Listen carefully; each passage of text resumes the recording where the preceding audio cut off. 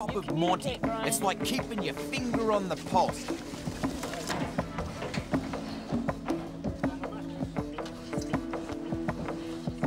Which one? It hurts our feelings, every single one of us, when one of our animals gets hurt. And that blood, that's Monty's, not Brian's. What a shame.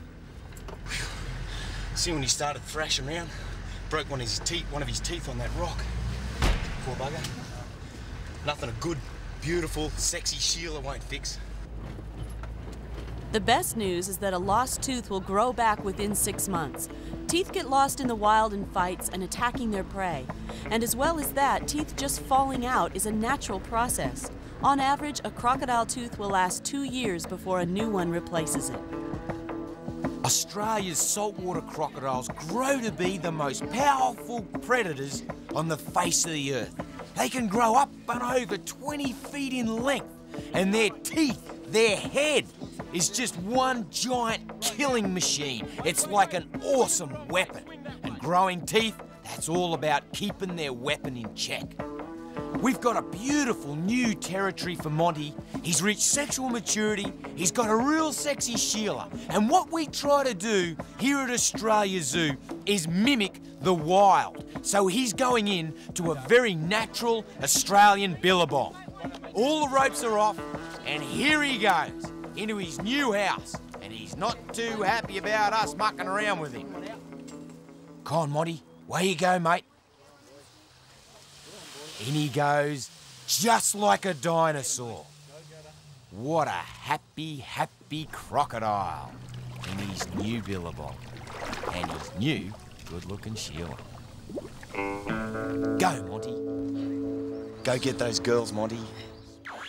This is a very rare moment, and we're lucky enough to have a video camera right with us.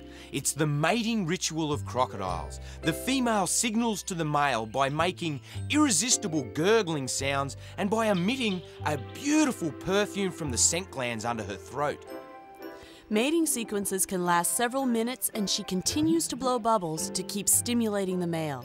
Mating behavior like this can last for days, weeks, or even months. It seems to be more than just an instinctive ritual. They really do enjoy it. Crocodiles are very passionate and gentle lovers, and for such a huge aggressive animal, they are surprisingly delicate when it comes to mating. To make some space for our visiting alligators from Taronga Zoo, we had to do a little reshuffling of our own.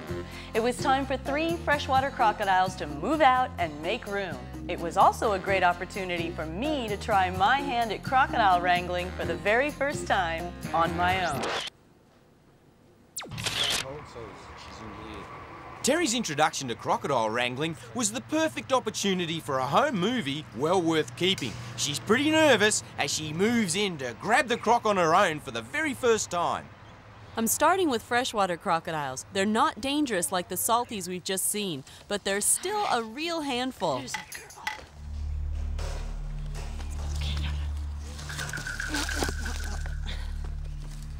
The body attached to this set of jaws is just about all I can carry, and occasionally I need a hand from Steve. But hey, I did it. I grabbed a croc all by myself and carried him to the truck. Wait on, he's going to bite. Because he doesn't know what's on that side, he's blind that side. You give him something to look at. So you look at me over here, mate. You look at me. This is always a two-person job, but this time, Terry's got the main part. I got the tail, eh?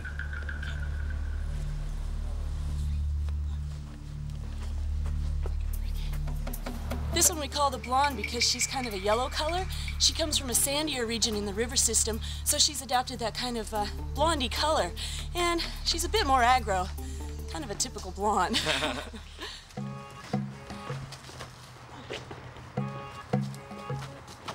That's it, you've got a real good. This one's a bit lively. Even the two of us can't hold her still, and those super sharp teeth can be very dangerous, so we've decided to blindfold her.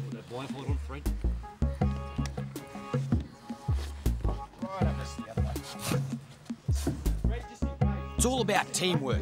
My crew holds them down as we go in for the big one. There's 2 species of crocodiles here in Australia. The big, gnarly, man-eating saltwater crocs, and these more harmless freshwater crocodiles which max out at around about 10 feet in length.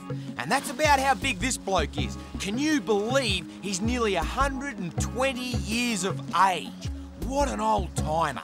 And he's a gentle old bloke. Terry and I are pretty easily able to manipulate him into a tarp and then get him up onto my four-wheel drive to put him into their brand new house. This crocodile's not going anywhere, I gotta tell you. Freshwater crocs don't go out of their way to attack humans. We're too big and we're not seen as a food source, not like the big saltwater crocs who see humans as a potential feed. Of course, if you muck with a freshie, they'll bite out of self-defense, so what we're doing can be a little dangerous. It's a big boy. That's it. What I need is a blindfold wrapped round. I need a blindfold wrapped. Apart from being good for the well-being of the animal, another advantage of restraining them by body weight and moving them by hand is that you can actually feel when a croc is building up to a burst of energy. And this one thrashes us all over the paddock. Inside the enclosure. Grab his jaws first, Duggar. Like a vice, guys. Hang on to him. Got him? Got him. Pretty heavy. Hang on. Okay, let's go down over here.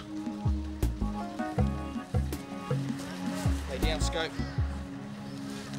One thing's for sure, those two broken fingers of mine aren't helping at all.